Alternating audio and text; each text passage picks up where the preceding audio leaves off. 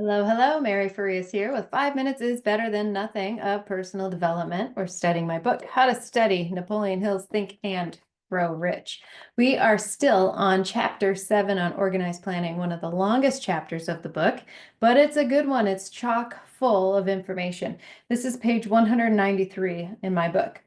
He says, for more than 20 years, it has been a somewhat popular and growing pastime for radicals, self-seeking politicians, racketeers, crooked labor leaders, and occasional religious leaders to take pot shots at Wall Street, the money changers, and big business.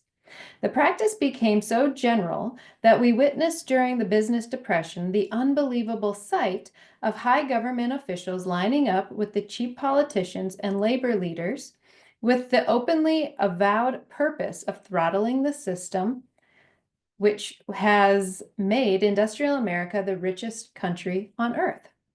The lineup was so general and so well organized that it prolonged the worst depression America has ever known. It cost millions of men their jobs because those jobs were inseparably a part of the industrial and capitalistic system, which form the very backbone of the nation.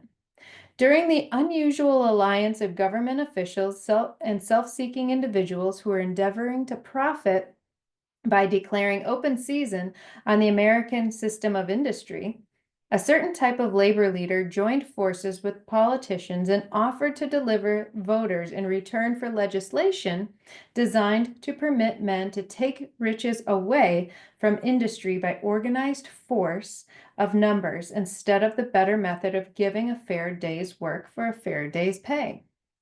Millions of men and women throughout the nation are still engaged in this popular pastime of trying to get without giving. Some of them are lined up with labor unions where they demand shorter hours and more pay. Others do not take the trouble to work at all. They demand government relief and are getting it. Their idea of their rights of freedom was demonstrated in New York City, where violent complaint was registered with the postmaster by a group of relief beneficiaries because the postman awakened them at 7:30 a.m. to deliver government relief checks. They demanded that the time of delivery be set up to 10 o'clock. All right.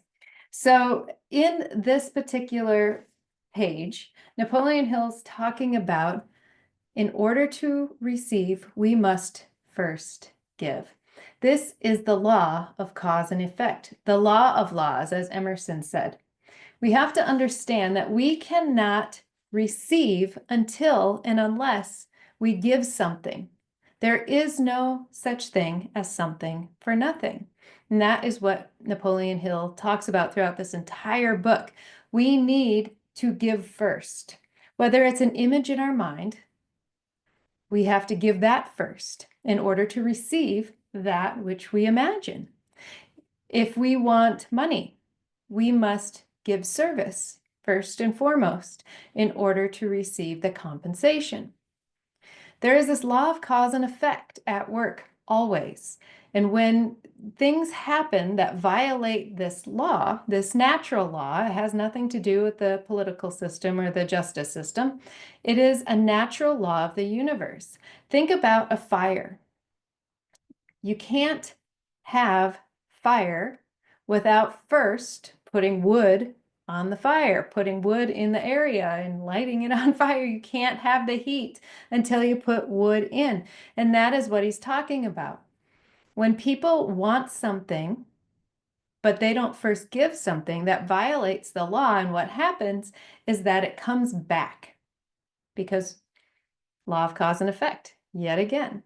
So if we are finding that people who are getting before they're receiving that's happening in this life, then we know that that is in violation of the law and that it cannot last. It cannot last.